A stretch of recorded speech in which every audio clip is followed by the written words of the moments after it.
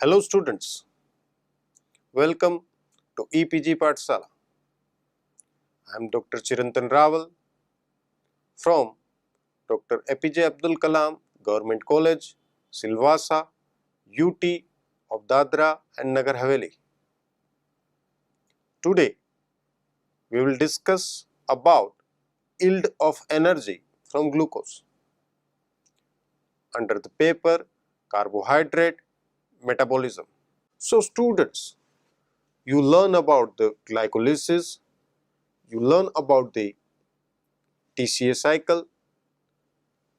So the question must come in your mind, what is the outcome of glucose metabolism? So over here we will learn glucose as a key metabolite in plants, animals and many organisms.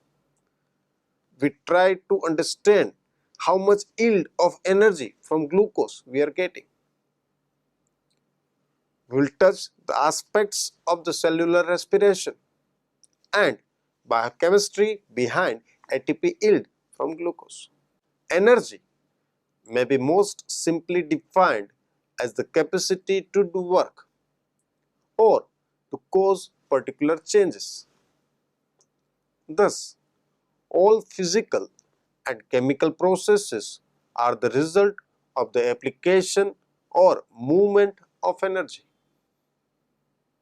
Cells must efficiently transfer energy from their energy generating or trapping apparatus to the system actually carrying out the work. As we learn in the electron transport chain, at the end there is a generation of ATP, and this actually the ATP that converted into the useful work. That is, cell must have a practical form of an energy currency. In living organism, the major currency is adenosine triphosphate, that is ATP. When ATP breaks down to adenosine diphosphate and orthophosphate, energy is made available for useful work. So it is actually the breakdown of ATP that releases the energy and that can be converted into useful work. And that's why we say the ATP is the currency of cell. Later, energy from photosynthesis, aerobic respiration, anaerobic respiration and fermentation is used to synthesize ATP from ADP and orthophosphate. Since ATP is generated within the mitochondria, that's why we say it as a powerhouse of a cell. But in the case of the prokaryotes, this electron transport chain lies in the plasma membrane, while in the case of the eukaryotes, it lies within the inner membrane of mitochondria.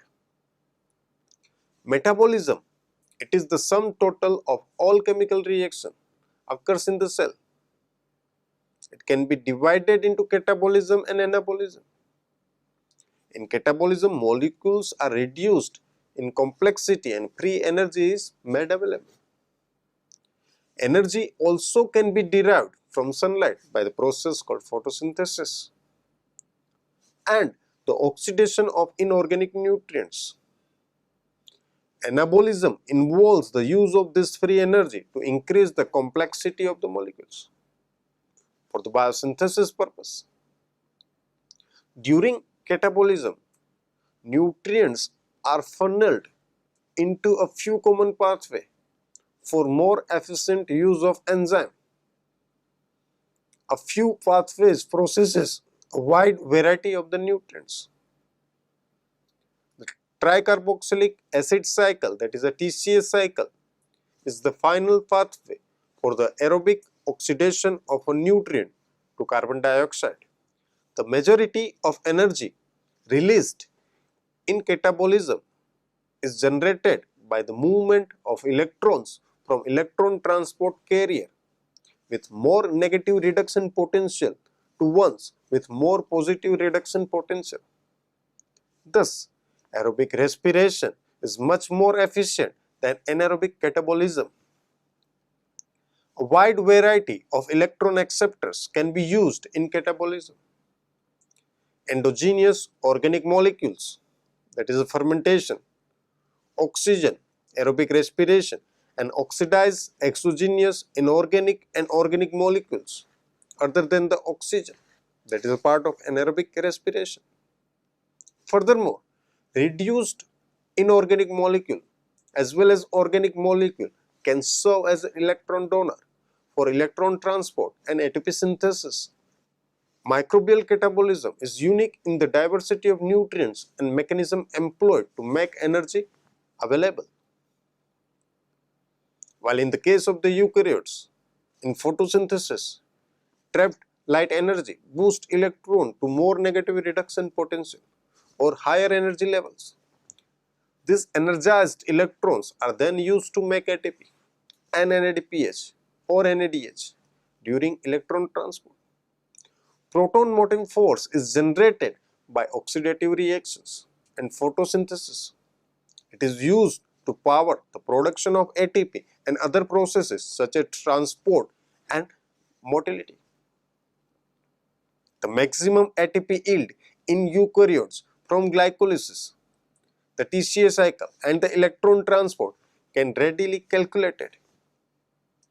The conversion of a glucose to 2-pyruvate molecule during glycolysis gives a net gain of 2 ATP and 2 NADH. Why I say a net gain of 2 ATP? Because 2 ATPs are being consumed and 4 ATP is produced. So net is 2. Because each NADH can yield a maximum of 3 ATPs during electron transport and oxidative phosphorylation, the total aerobic yield from the glycolytic pathway is 8 ATP molecules.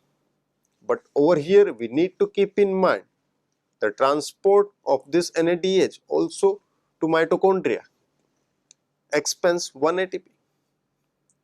Under anaerobic conditions, when the NADH is not oxidized by the electron transport chain, only 2 ATPs will be generated during the degradation of glucose to pyruvate if the condition is anaerobic.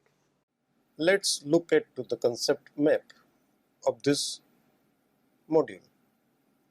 In this module, our target is to find out the yield of energy from one molecule of glucose.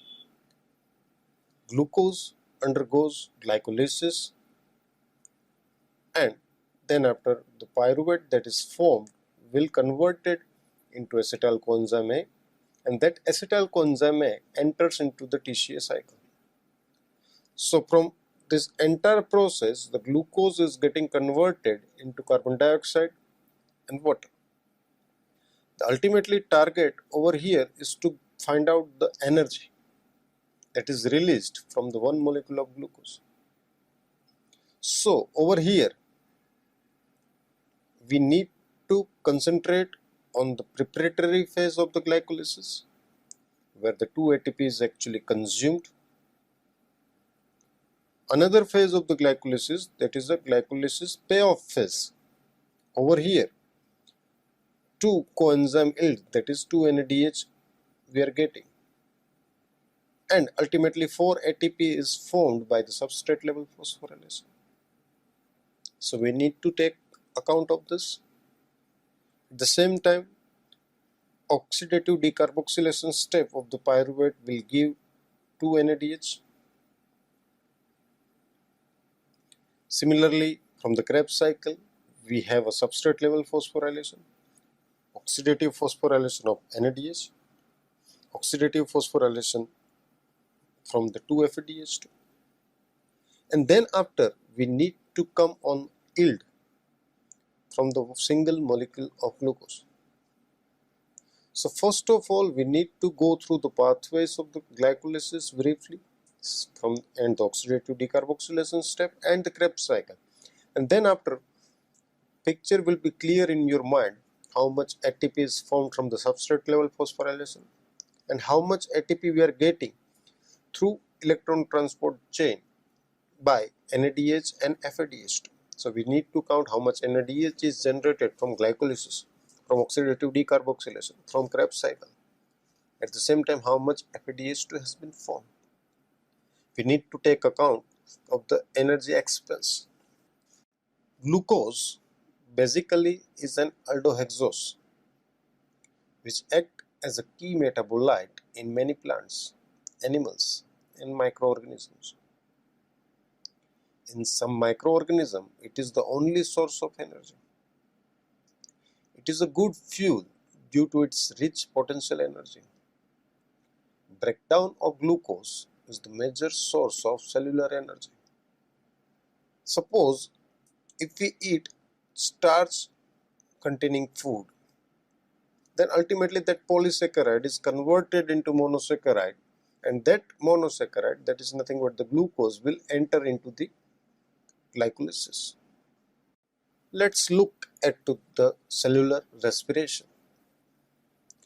The complete oxidative breakdown of glucose to carbon dioxide and water, that is C6H12O6 plus 6O2, will give 6 carbon dioxide and 6 molecule of water.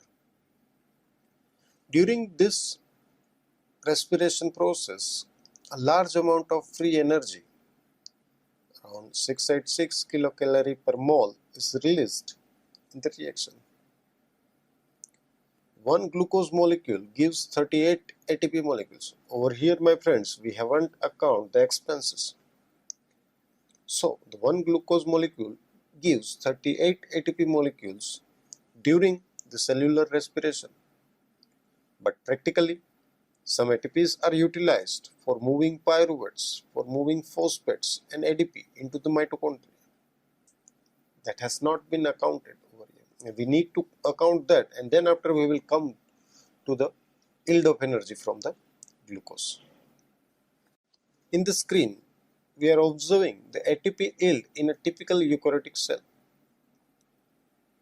The glucose undergoes glycolysis, where 2 ATP is consumed, 4 ATP is produced, 2 NADH is produced.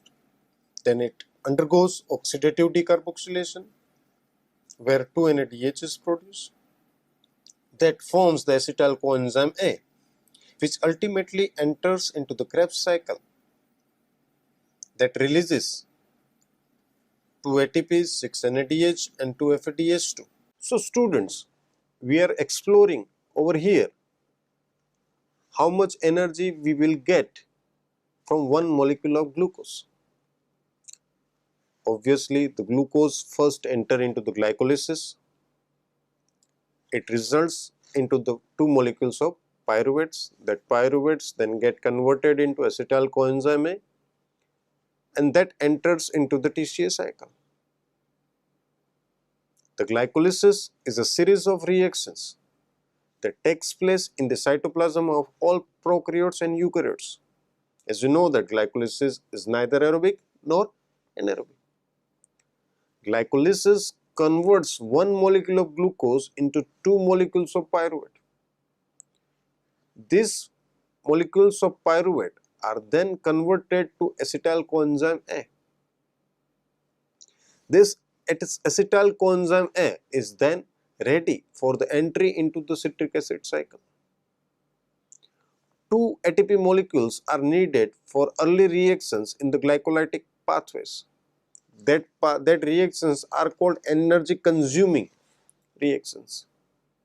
But 4 ATPs are generated later in the same pathway, which gives a net yield of 2 ATP molecule of a glucose degraded. Now, the citric acid cycle, as you know that the 2 pyruvates that is formed will get converted into the 2 molecule of acetyl coenzyme A, and these 2 molecules of the acetyl coenzyme A then enters into the citric acid cycle.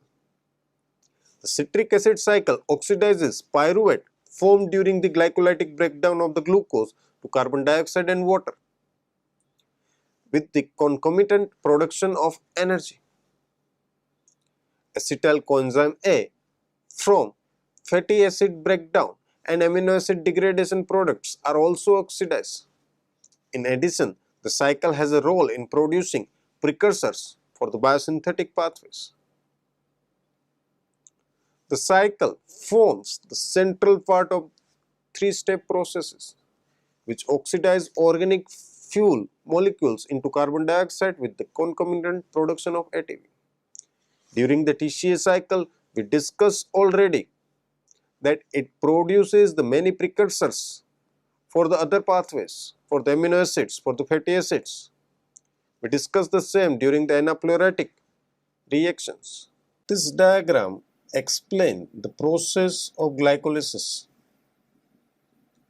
Although some energy is obtained from the breakdown of glucose to pyruvate by the pathway which is known as glycolysis. Glycolysis involves the conversion of glucose to glucose 6-phosphate. This glucose 6-phosphate is getting converted into fructose 6-phosphate. This fructose 6-phosphate will converted into fructose 1,6-biphosphate by the enzyme phosphofructokinase. Now, this fructose 1,6-biphosphate will splits from 6-carbon compound to 2 molecule of 3-carbon compound, that is a glyceraldehyde 3-phosphate and dihydroxyacetone phosphate. This glyceraldehyde 3-phosphate, as you have learned in the process of the glycolysis, so I will not go much in detail over here, my dear students. This glyceraldehyde 3-phosphate is ultimately converted into phosphoenol pyruvate, and this phosphoenol pyruvate will ultimately converted into pyruvate. The first part, that is a preparatory phase, where glucose is getting converted into dihydroxyacetone phosphate and glyceraldehyde 3-phosphate, consumes the 2 ATP, while the last part, that is a payoff phase of the glycolysis, will gives the 4 ATP. Now my friends, let's look into the steps of the glycolysis. We already discussed briefly the same. The glucose is getting converted into glucose 6-phosphate by the enzyme hexokinase. Glucose 6-phosphate to fructose 6-phosphate by the enzyme phosphoglucoisomerase. Fructose 6-phosphate is phosphorylated by ATP to form fructose 1,6-biphosphate and ADP by the enzyme phosphofructokinase. Over here, 1 molecule of ATP is consumed. In the first step also, the 1 ATP molecule has been consumed. Aldolase enzyme splits the fructose 1,6-biphosphate, that is a 6-carbon molecule compound, into 2 3-carbon molecule, that is a glyceraldehyde 3-phosphate and dihydroxyacetone phosphate. The different steps of this glycolysis has been shown in the previous slides. The glyceraldehyde 3-phosphate and dihydroxyacetone phosphate has been formed from the glucose. Now this glyceraldehyde 3-phosphate is converted to 1,3-bisphosphoglycerate by glyceraldehyde 3-phosphate dehydrogenase. The newly created high energy phosphate bond of 1,3-bisphosphoglycerate is now used to synthesize ATP by the enzyme phosphoglycerate kinase. 3-phosphoglycerate is converted to 2-phosphoglycerate by phosphoglycerate mutase. The enolase enzyme catalyzes the dehydration of 2-phosphoglycerate to form phosphoenol pyruvate. Pyruvate kinase catalyzes the physiological irreversible transfer of the phosphoryl group from the PEP, that is a phosphoenol pyruvate, to ADP to form ATP and pyruvate. So in the glycolysis, the fate of glucose is pyruvate. 6-carbon glucose is getting converted into 2 molecules of 3-carbon containing pyruvate. In this, 4 ATPs are produced by the process substrate level phosphorylation and 2 ATPs are consumed. So the goal of glycolysis is breakdown of glucose and conversion of the glucose into 3 carbon containing 2 molecules of the pyruvates. All organisms performs the glycolysis, whether it is prokaryotes, eukaryotes, whether it is bacteria, plants or animals. The glycolysis occurs in the cytoplasm of the cell. As I mentioned earlier, do remember this, glycolysis produces 4 ATPs and 2 NADH, but it utilizes 2 ATPs in the process. So, ultimately, we are getting net 2 ATP and 2 NADH from this process. There are 2 distinct methods by which cells synthesize the ATPs. As you know, my dear friends, the oxidative phosphorylation and substrate level phosphorylation. The oxidative phosphorylation involves the electron transport chain, the transfer of electron and the coupling with that, the synthesis of ATP. In oxidative phosphorylation, the generation of ATP is linked to the oxidation of NADH and FADH2, which occurs via the electron transport chain.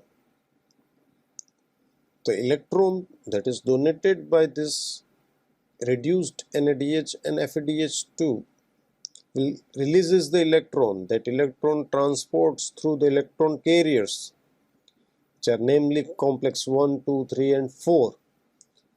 This transfer of electrons generates the gradient. That proton gradient actually drives the synthesis of ATP across the inner mitochondrial membrane through the ATP synthetase enzyme.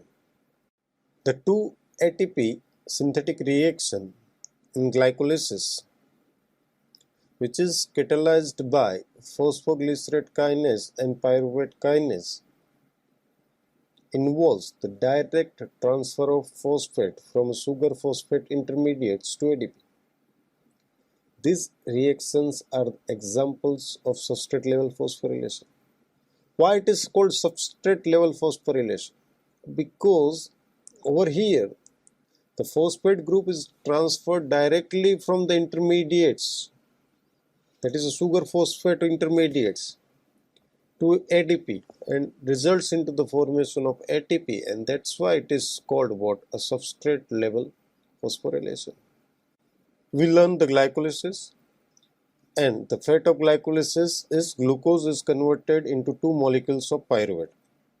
Now this pyruvate will undergo oxidative decarboxylation step. The reaction shows the oxidative decarboxylation of pyruvate, which goes further in the Krebs cycle.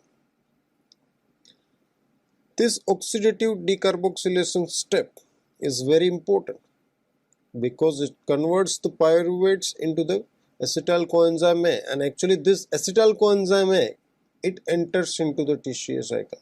Over here 1 molecule of NADH is formed. So dear friends, glucose is converted into 2 pyruvate molecules. Now these 2 pyruvate molecules undergo decarboxylation steps to generate what? 2 NADH. A major source of energy is a glucose, which is converted by glycolysis into pyruvates. The pyruvate dehydrogenase, it's a complex of 3 enzymes and 5 coenzymes. Then oxidize this pyruvate using NAD, which is reduced to NADH, and ultimately it forms acetyl coenzyme A and carbon dioxide. Do remember this, 1 molecule of carbon dioxide is removed from the pyruvate from this. So pyruvate actually is 3 carbon contained. Now it becomes 2 carbon. Since the reaction involves both an oxidation and a loss of carbon dioxide, this process is called oxidative decarboxylation.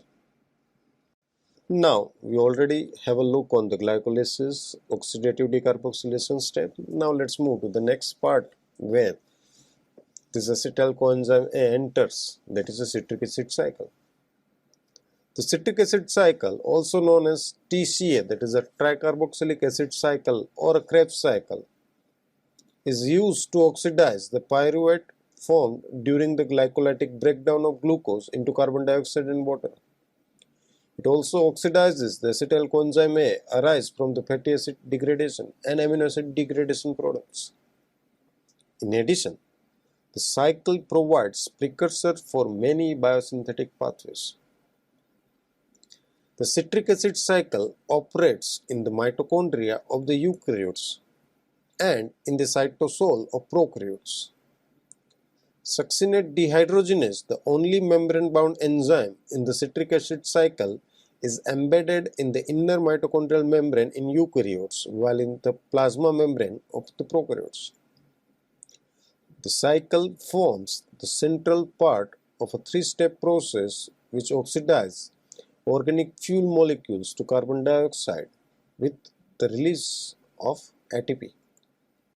Now let's look into the steps of the citric acid cycle. Citrate is formed from the irreversible condensation of acetyl coenzyme A in oxaloacetate, which is catalyzed by the citrate synthase. Citrate is converted to isocitrate by an isomerization reaction catalyzed by aconitase. This is actually a two-step reaction during which cis-aconitase is formed as an intermediate. It is the cis-aconitate which gives the enzyme its name. Isocitrate is oxidized to alpha-ketoglutarate and carbon dioxide by isocitrate dehydrogenase. Actually, in this step, one molecule of carbon dioxide is removed. So now the 6-carbon isocitrate is converted into 5-carbon alpha-ketoglutarate. Remember this, 1 carbon from the pyruvate is removed from the oxidative decarboxylation step. Over here, 2nd carbon has been removed. Now, this mitochondrial enzymes requires NAD plus, which is reduced to NADH. Alpha-ketoglutarate is oxidized to succinyl coenzyme A and carbon dioxide by the alpha-ketoglutarate dehydrogenase complex. So again, now this 5-carbon alpha-ketoglutarate is converted into 4-carbon succinyl coenzyme A by release of carbon dioxide. So total all the 6 carbon, that all the 3 carbons of the pyruvate has been removed. First in the decarboxylation step from the pyruvate to acetyl coenzyme A, then in the isocitrate dehydrogenation step, and now in this alpha-ketoglutarate dehydrogenase complex steps. Like pyruvate dehydrogenase, this is a complex of 3 enzymes and uses NAD plus as a cofactor. Succinyl-CoA is converted into succinate by a succinyl-CoA synthetase.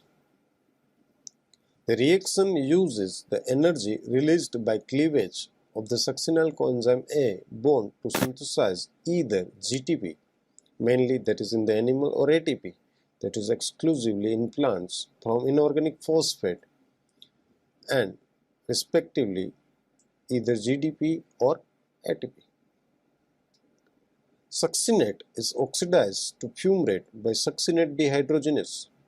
Over here, FAD is tightly bound to the enzyme and is reduced to produce FADH2.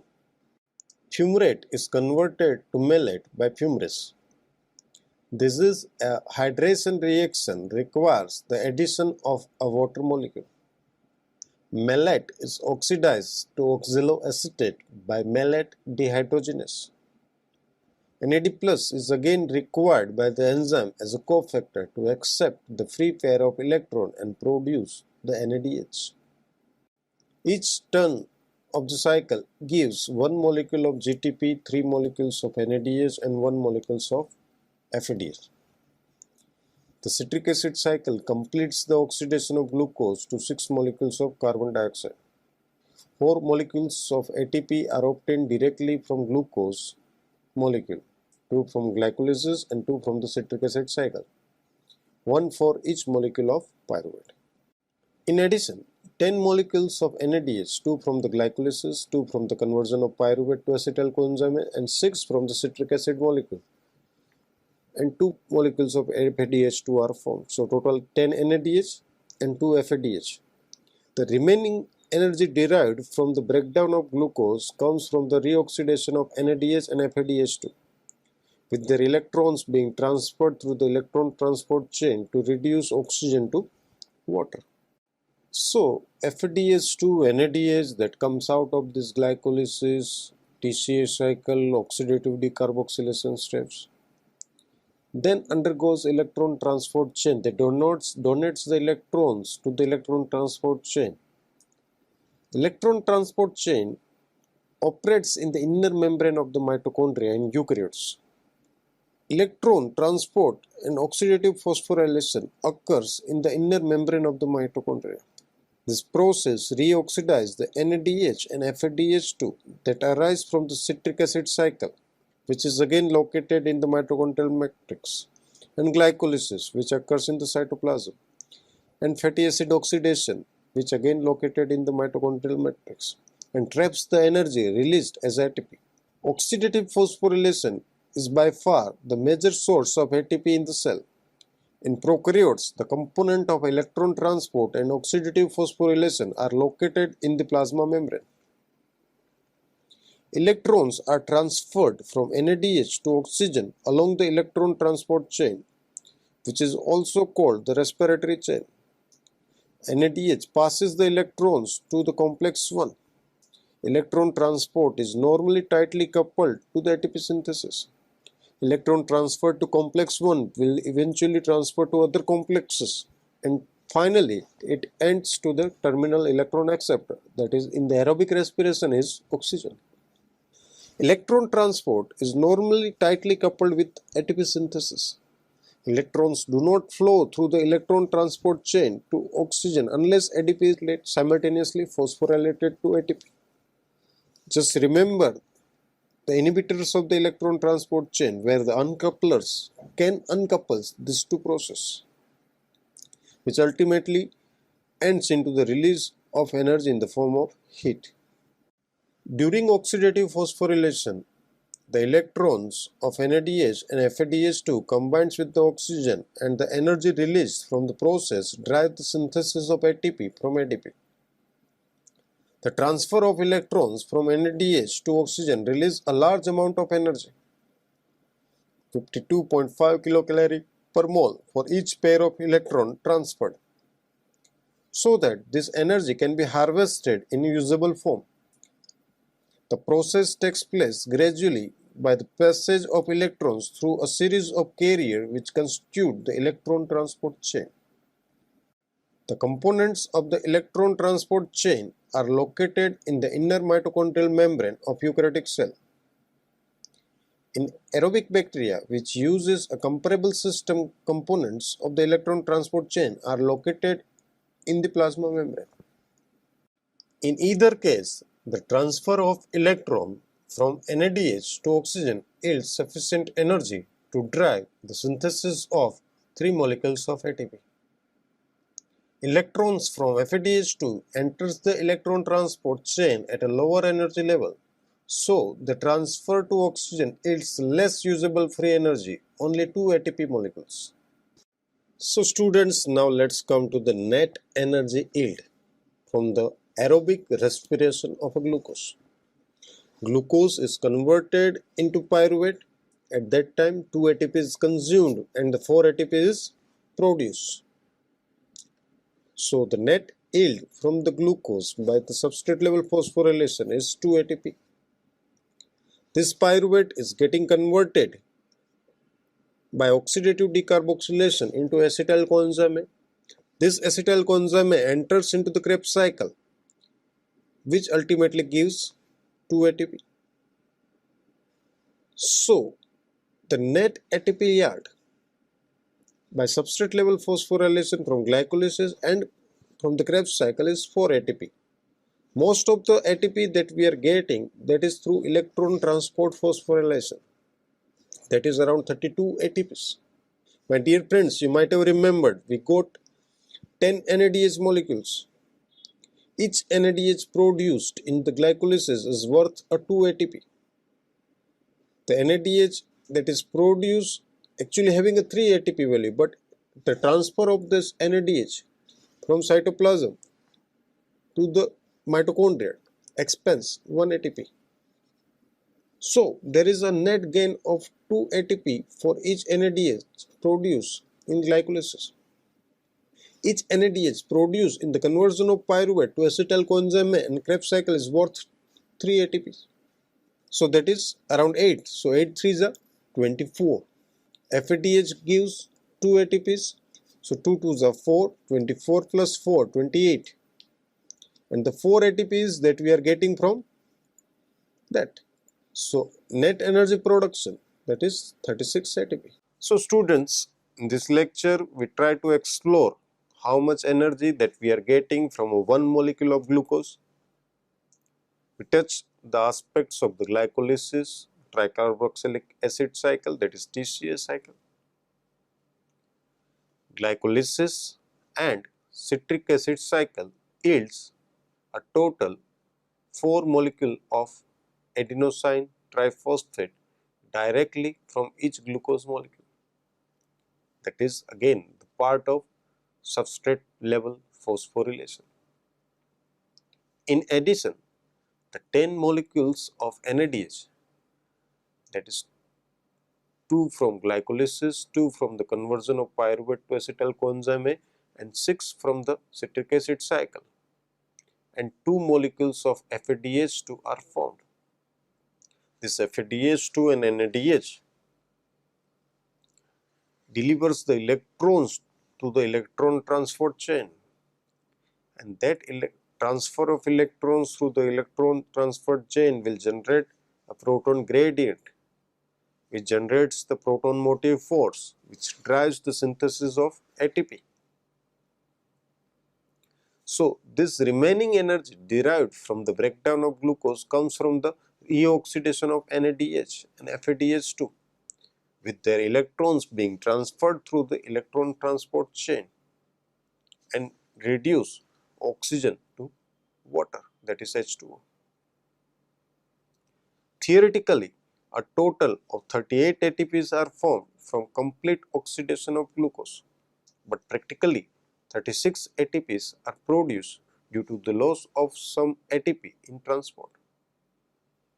In this lecture, we learn about the catabolism of glucose. We try to explore the energetics aspects of the glycolysis and Krebs cycle, how ATPs are generated during the electron transport chain, and yield of ATP from a glucose. Thank you very much.